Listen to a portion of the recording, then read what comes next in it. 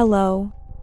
Today we are going to tell you a confession story of a woman who regrets something she experienced during her honeymoon.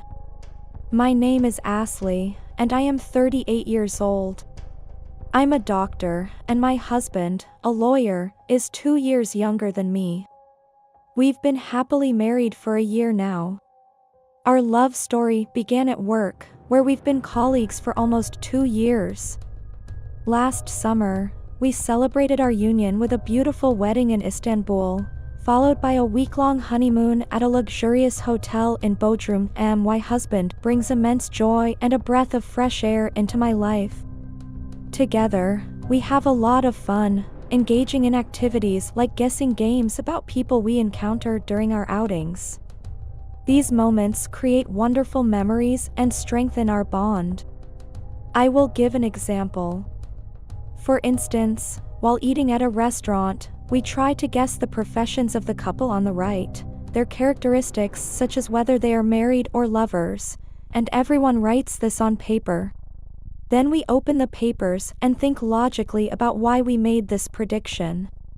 We will try to explain. Maybe it may seem ridiculous to some people, but as I said, the game is that moment.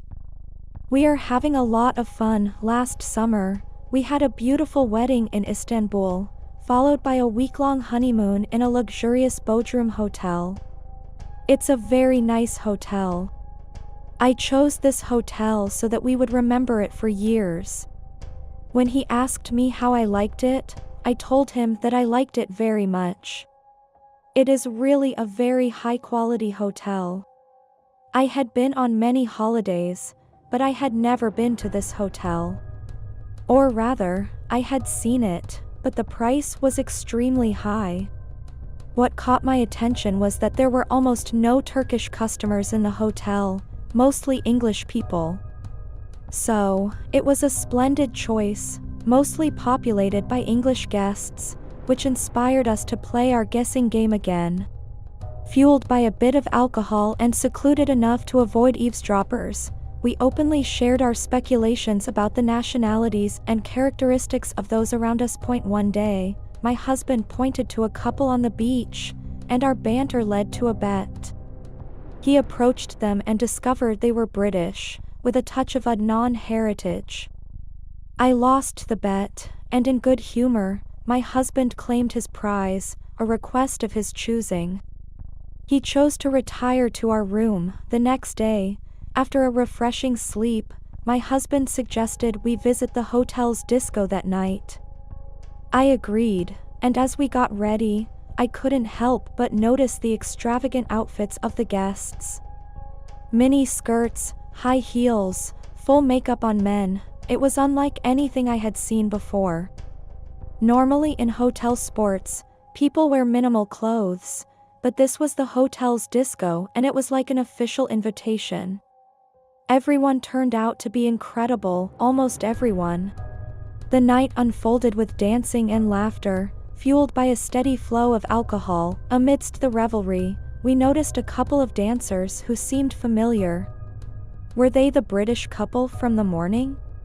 As they greeted us, my husband playfully remarked that the male dancer seemed particularly interested in me. Despite his tipsy state, my husband's jealousy was evident. Ignoring his comment, we continued enjoying the night. Later, the dancers joined us, and it became apparent they were quite intoxicated. The woman, in a short dress, began acting provocatively, revealing more than necessary. It was as if she wanted my husband to notice. Eventually, we all decided to call it a night, and the British couple invited us to their room for a drink. My husband accepted. Upon entering their room, my husband surprised me with an unexpected request to join the couple intimately. Despite my initial reluctance, I found myself unable to resist or refuse, and we shared a night together. The next morning, reality hit me, and embarrassment consumed me. We never discussed the incident, acting as if it never happened. My husband had, in a way, handed me over to another man, an unbelievable and haunting experience that still lingers a year later. It's unbelievable, but it happened.